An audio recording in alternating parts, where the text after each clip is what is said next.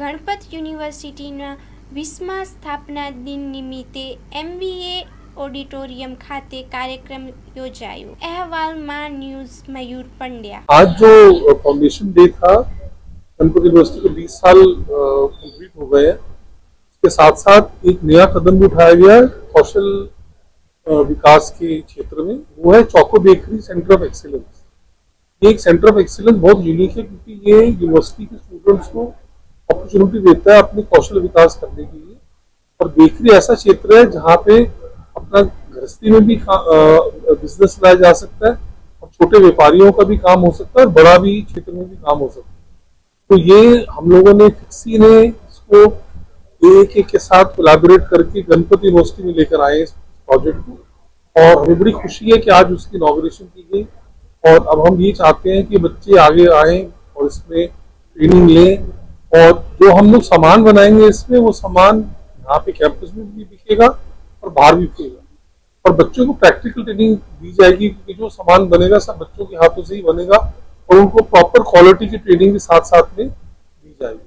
तो हमें बहुत वेरी प्राउड कि आज ये इनॉग्रेशन हुआ है, और हम चाहते हैं कि इस तरह के और भी हम लोग गणपत यूनिवर्सिटी के साथ और भी कार्यक्रम करें। सर, आज कार्यक्रम रखा है कैसे?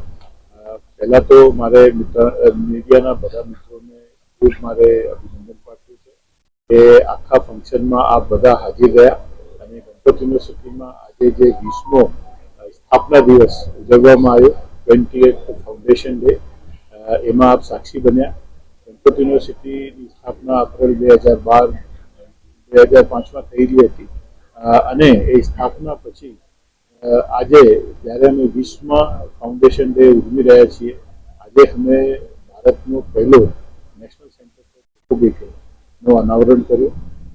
Food sector skill council of ઇન્ડિયાના CEO હાજર રહ્યા અને આ જ દિવસે અમે બે બહુ મહત્વના વ્યક્તિઓ જેને આપણા યશસ્વી પ્રધાનમંત્રી મોદી સાહેબ ઉપર બે કિતાબો લખી છે, doctor R Balasubramaniam, power within, જે મેમ્બર HR છે capacity building commission of India, એમને power within leadership lessons from Narendrabhai એના ઉપર વક્તવ્ય આપ્યું।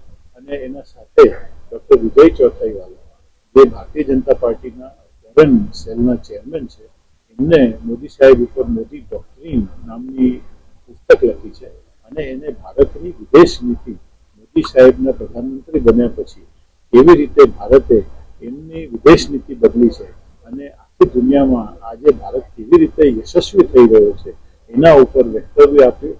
અને અમે આ બંનેના ખૂબ આભારી છીએ કે દિલ્હીથી આવ્યા અને ગણપત વિદ્યાનગરના સ્ટાફ મિત્રો અને પાર્ટનર્સને એને અમે આટલા ઇમ્પોર્ટન્ટ વિષય ઉપર અમને ડિટેલ્સ આપી।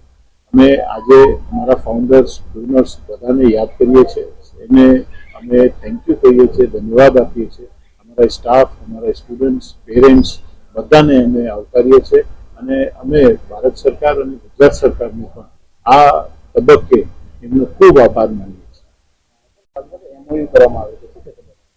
અમે ઇન્ફોચિપ કંપની જે BLSI અને એમ્બેડેડ સિસ્ટમ્સના દુનિયાની સેકન્ડ લાર્જેસ્ટ કંપની એરો ગ્રુપના પાર્ટ છે અને ભારતની એક એવી કંપની જે ગુજરાત બેઝ છે અને જેને સેમિકન્ડક્ટર મિશન જે છે ભારત સરકાર એમાં પાયાનો રોલ ભજવી રહી છે, એવી કંપની સાથે અમે એક કરાર કર્યો છે જેમાં બીટેક પ્રોગ્રામ ઇન ઇલેક્ટ્રોનિક્સ અમે એમના સહકારથી ચાલુ કરી રહ્યા છીએ, જેમાં વિદ્યાર્થીઓને લાઈવ ઇન્ટર્નશિપ્સ એ લોકો કરાવશે અને જે વિદ્યાર્થીઓ વ્યવસ્થિત રીતે એ બધા પ્રોજેક્ટ્સ પૂરા કરશે એમને ત્યાં નોકરી મળવાની તકોમાં પણ એ સહકાર કરશે।